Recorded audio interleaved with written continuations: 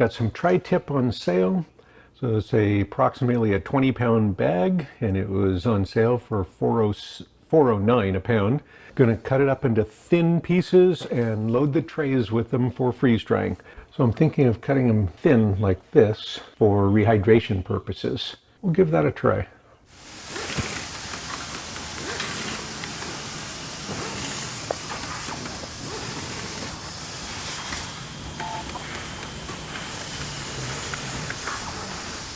Just plain raw beef, no seasoning, no marinade. Let's get those in the freezer for pre-freezing.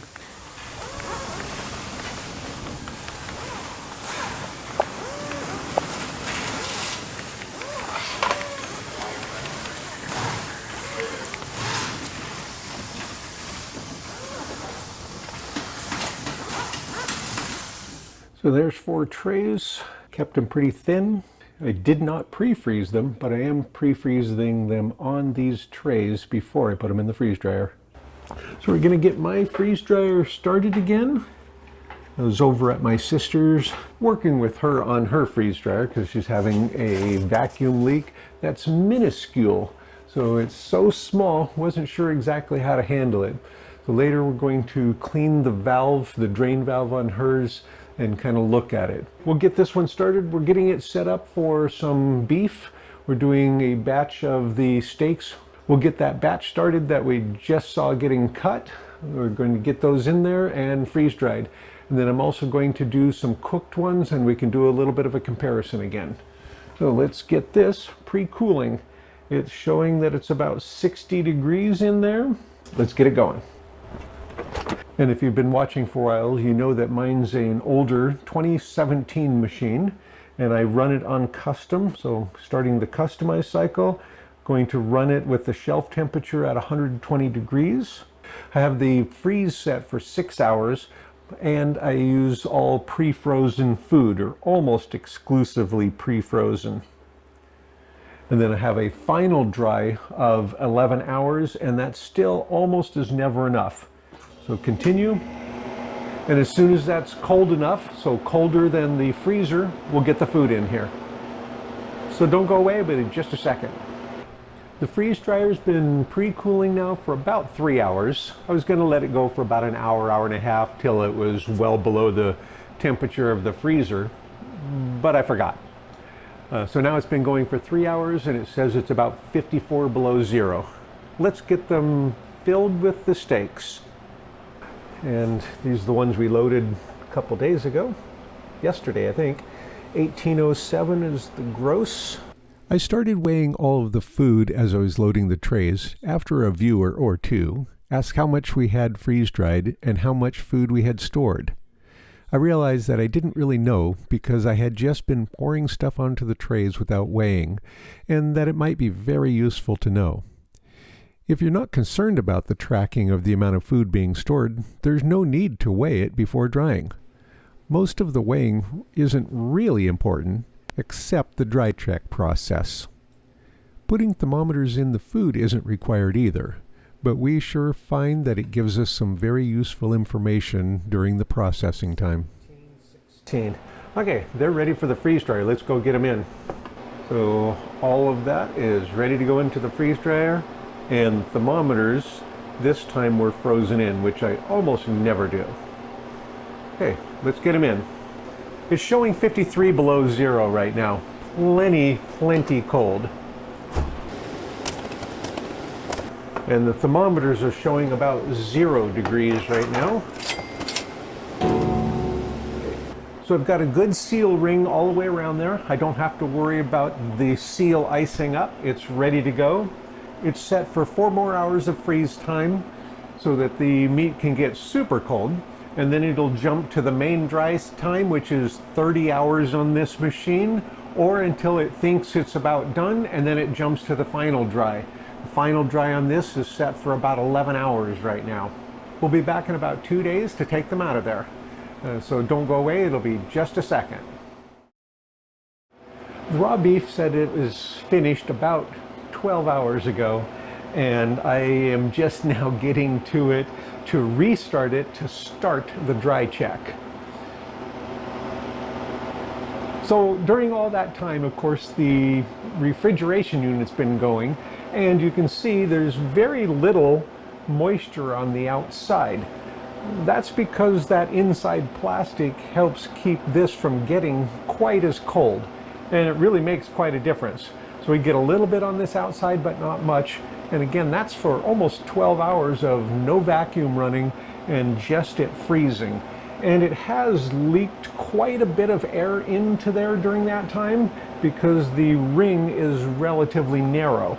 It's still sealed, but it's pretty narrow. Anyway, we're going to restart it, get it warmed back up, and then we'll start the dry check after it's warmed up. And that's going to take probably at least a half hour to get it warm enough, and it'll probably be more like an hour or two because I have some other things that I need to do. Right now it's showing about 50 below in there on the thermometers, but the thermometers only really go down to 40, so I'm guessing at that. As soon as we start it, we'll be able to see what it says the temperature is. So I wrote myself a note that it was about 35 hours when it said it was done. That way, if it doesn't lose any weight, I can use 35 hours as the how long did it take to dry. And anything I add will be starting at the 35 hours. And I'd actually taken off a couple of hours of the final dry because they had been up to 120 for a few hours with 5 hours to go on the final dry. So let's get it restarted. We'll see what it says the temperature is. So I'm going to just say more dry time. Drain valve still closed. Continue. And we'll see what it says. And it says that it is negative 69 degrees in there. So really cold. And I'll give it another hour in case I'm not back in the tube. We'll be back in a little while to start the dry check. It's 2 hours later because, again, I had some things to do. It didn't need a full 2 hours to warm it back up. The warm tray button on my sister's machine, when it's this cold, is never enough to warm it up properly. It'll warm the tray, the surface of the tray a bit, so you don't get your hands too cold, but it doesn't warm the middle of the food, and that's what I'm worried about, because if that's too cold, you'll get condensation on it the instant you open the drain valve and let the warm air in. These are showing about 125 now, and they didn't need to get that warm. For the dry check, I just want them well above room temperature. So if it had been 80 degrees, I would have been happy with that for the dry check. So we'll get those out and test them. But first, I want to show one other little thing. I've mentioned before about how little of an air leak it needs to make a big difference. So I want to do a little demonstration. The vacuum pressure says 168 right now. So what we're going to do is let a teeny bit of air in, kind of a measured amount. So we'll show this. So this is about 75 centimeters long from the valve body to, or from the valve core to the end. It's less than 60 cubic centimeters of air. A very small amount considering the size of that chamber. So I'll move the camera so you can see the pressure change. I'll put my thumb on it and then I'll turn the valve. So I got my finger on the end of the hose. Now I'm going to turn it to open and then I'm closing it. Okay, it's already closed. And we'll see how high it goes. And again, it's already closed. It's been closed this whole time, well, except for that second when I turned it on and off.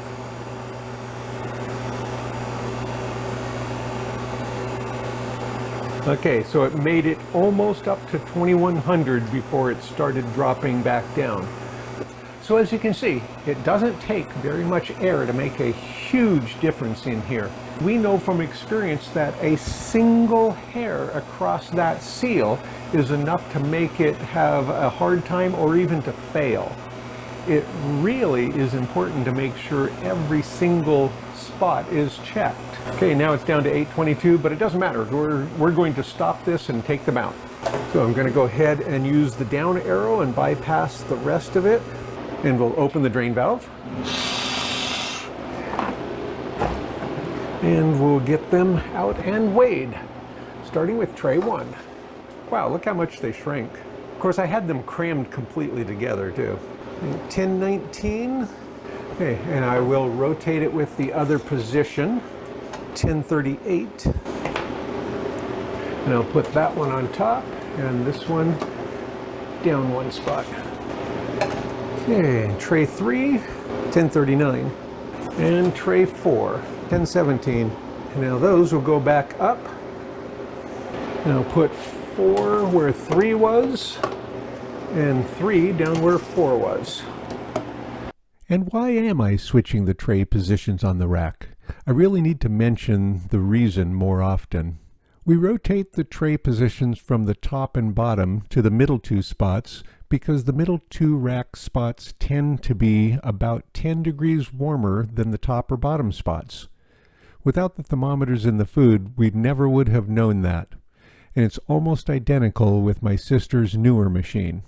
So we're rotating the trays so that they have a chance to be in the warmer 2 spots also. And we'll get that resealed and restarted.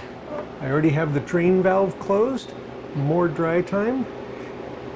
Continue. And it'll tell me I need to cool the pump. I don't really have to worry about that because the way I have it set up.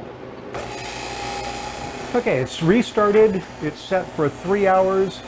With this, 2 hours is a good check because it's not really resistant to giving off the moisture like citruses, pineapples, blueberries, some of the things that really holds on to the water and it's difficult to get out. I like to give it 3 or 4 hours instead of 2. This should be fine at 2, and if there's any loss, we'll give it more time. So be right back. So it's about 2 hours and 10 minutes later. I'm going to take them out now and check them to make sure that they didn't lose any weight. They seemed pretty dry before, judging by the temperatures and times and everything like that, and pressures. But of course we don't guess, we check. So we'll get them out and check them. I'll bypass the rest of the time, and it says that it's 165 right now for the pressure. We'll open the drain valve. I also want to mention the little measurement we did of the hose and the volume. That would be a little bit bigger. The amount of air that hose holds would be a little bit bigger than these 2 pads of Post-it notes. So that whole chamber, that amount of air added to it, bumped it up to about 2100 millitorr. It doesn't take much of a leak to be a problem. Get that out. And starting at tray 1 again, 1019 still, no change. Tray 2, no change. Tray 3, no change. And tray 4, and no change. Okay, we can turn this off with no defrost.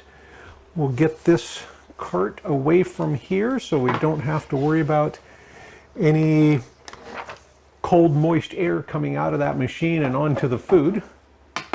We'll come back and get the power usage and time. The time on the machine, my older machine, this clock starts running when you start the batch and continues till you turn it off. It's not like my sister's newer machine that when it's in the pause portion of it after it's finished and it's waiting for you to take care of it, the clock stops. With the older machine like mine, it doesn't stop.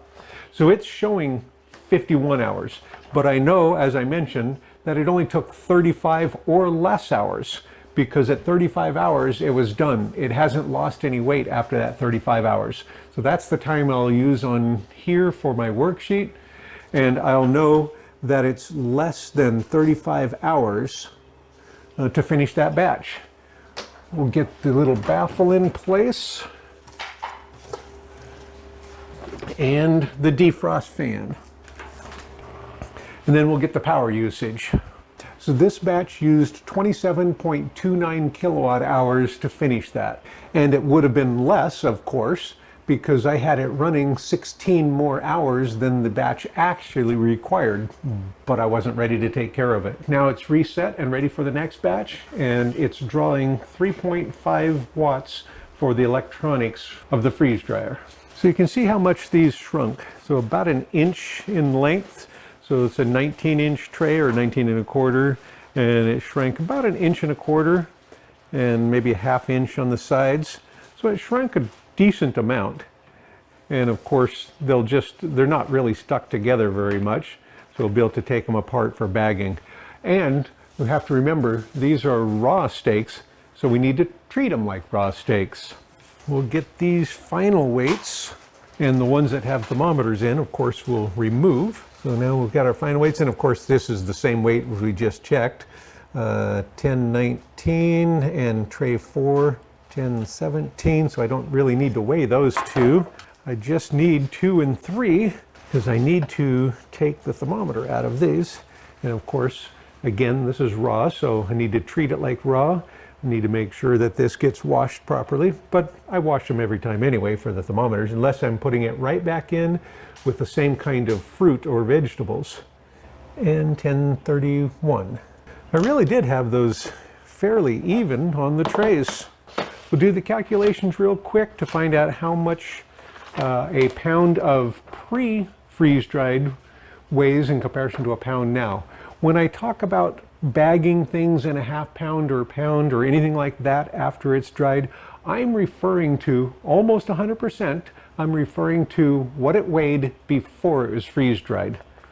Because a pound of corn after it's freeze dried would be a really big container. And I'm thinking of it as serving amounts. So putting a pound of corn is good for 4 people easily. And so I talk about pounds and 1/2 pounds and all that when we're bagging for the wet weight. So rehydrated or before it was freeze dried. Be right back with those numbers. So the math on this beef shows that we started with just under 9 pounds, 8.94 pounds. If we divide that out, we get that it's lost 328 grams of water per pound. So each pound of it lost 328 grams of water. What was 1 pound of the beef before it was freeze dried now weighs 125.5 grams. And I just divided it by 9 so I can put it in 9 almost 1 pound packs, and that would be 124.6 grams per pack. So that's the number we're going to shoot for, and because they're big pieces, we probably won't get 9 packs that are all that close. We'll get them as close as we can get.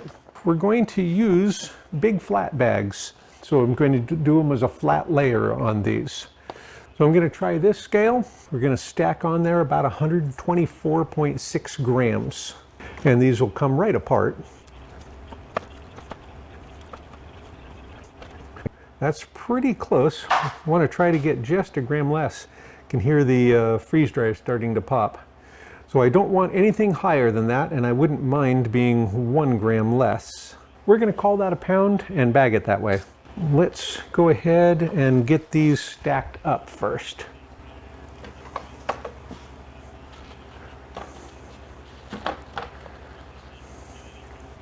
Almost perfect.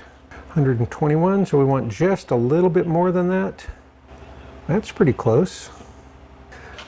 So we'll get the bags first, and then as we bag them, we'll find the lowest 2 and put these in it. Or we'll put it in the one that we want to use for testing. That'd be a good idea.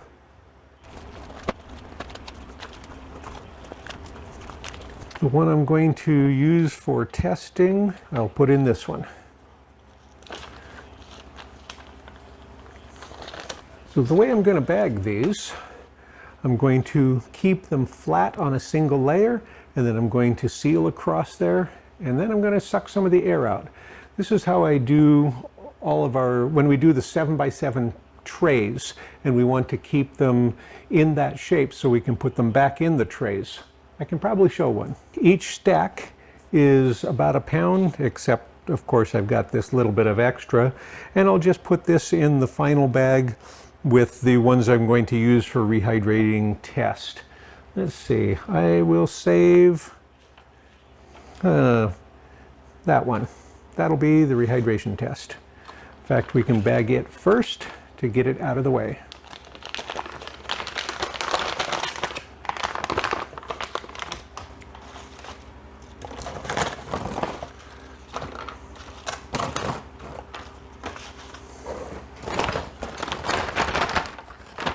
Okay, so even though I plan on testing this relatively soon, but you never know, I will put an oxygen absorber in that before we seal it. And we will be squishing out as much air as we can because this is a 2-quart bag. I'm going to go ahead and move this stack to here. Give myself a little bit more room. These bags I'll end up cutting off probably. So I want all of this to be on just a single layer. So playing a game of food Tetris in the bag. And it's kind of hard because you can't really see it in there. All right, it's a single layer and up to here. So that's where we'll be sealing it in a little while.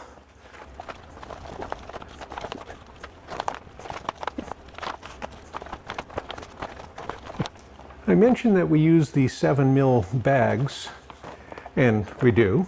And another one of the reasons besides oxygen transmission is simply physical strength. They're less likely to puncture when you're stuffing things into them.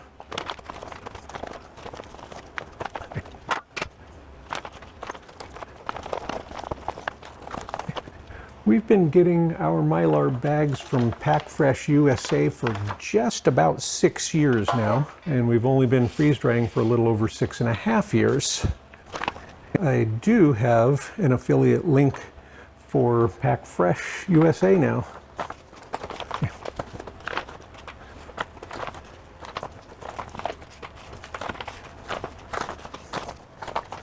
Got all those filled, and this other one.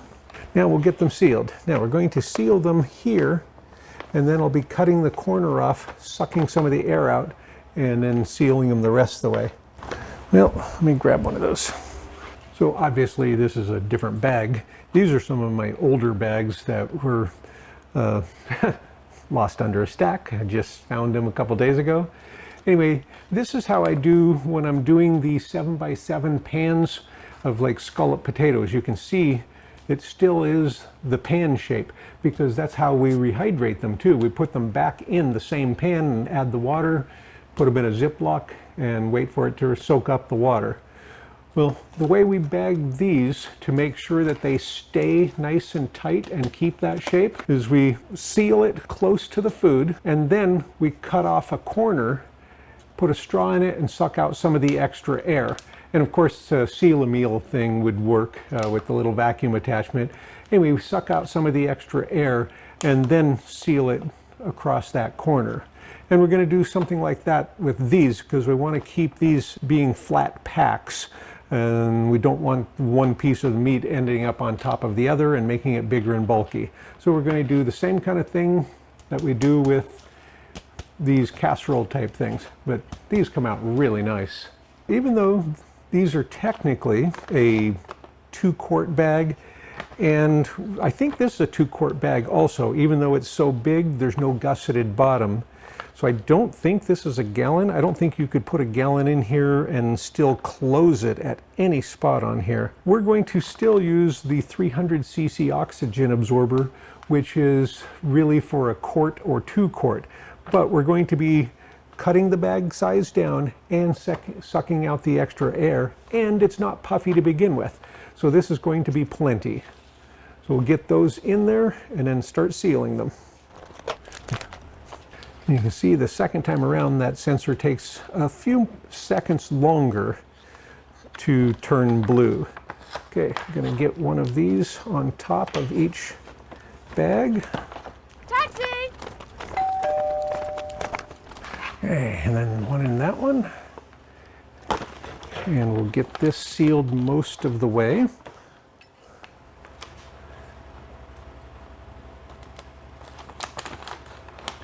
And we'll pull out a little extra air.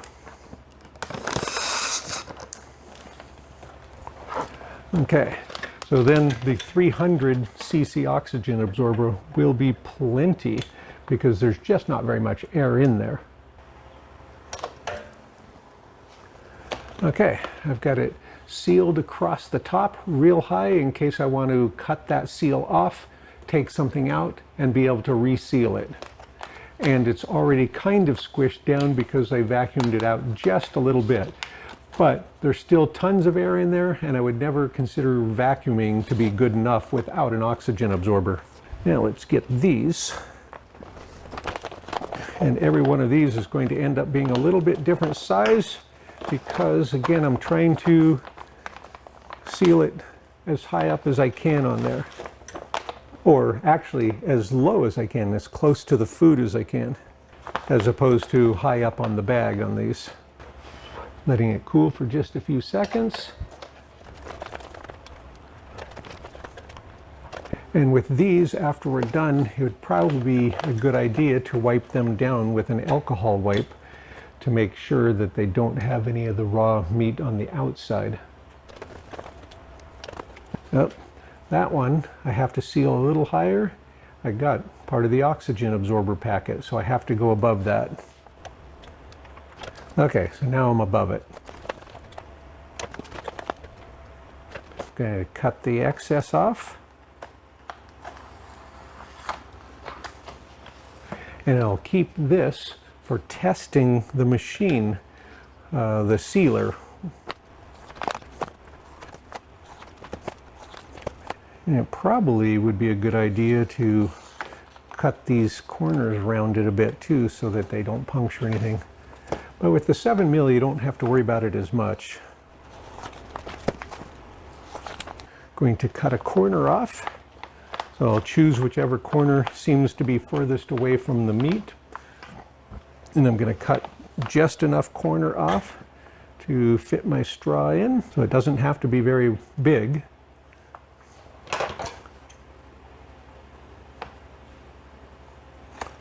And if I don't get enough off the first time, I can cut a little bit more. So I'll just put that in there a little bit, kind of fold it around there to seal it. Suck it out a little bit and roll it over. That keeps the air from going back in. And then we can seal that corner up. And then I won't put these in the bins for at least a day. I like to leave them out for a day, and for two reasons. One, because I'm lazy and I never want to take care of them right away. And two, I can make sure that there's no problem with the bag. Very rarely we have one that doesn't seem to go down the way it's supposed to. Yeah, for some reason it didn't get done quite right. We want to make sure.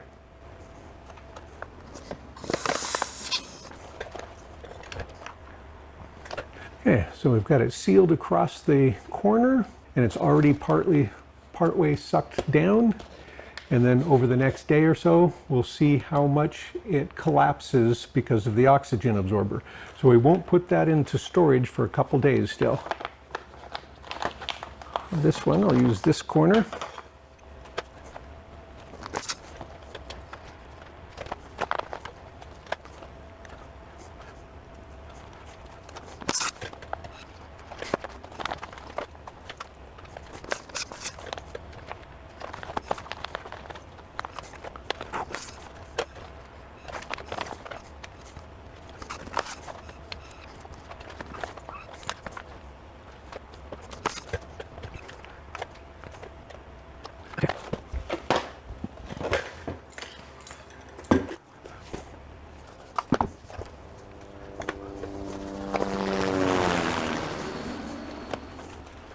So all these are bagged, ready for storage or for sampling and testing. But I'll leave them here for at least a day or two because I don't have anything set right now for the next batch. And I don't really know where these are going to go. I have to find space. I may have to start a new bin. Thanks for watching, and we'll be back on these another time. I want to mention one of the viewers had a great suggestion on another way to test these. Besides just knowing how much they can absorb out of this pack, what if you had opened this and it's open for a couple of minutes, 5 minutes, and then you reseal it. You've taken one out, you use it, you reseal it, you have 9 left. Well, you do that over and over. How does the effectiveness change over time? So literally, if I did it 5 minutes for each one and seal it, wait a couple of days, and then do it again, Would the last one be negatively affected by a large quantity, or just a teeny bit, or do they not start reacting fast enough to even notice that amount of time? So that's a great idea. We'll do some kind of testing on that. Oh, I need labels. Don't go away, I gotta get labels real quick.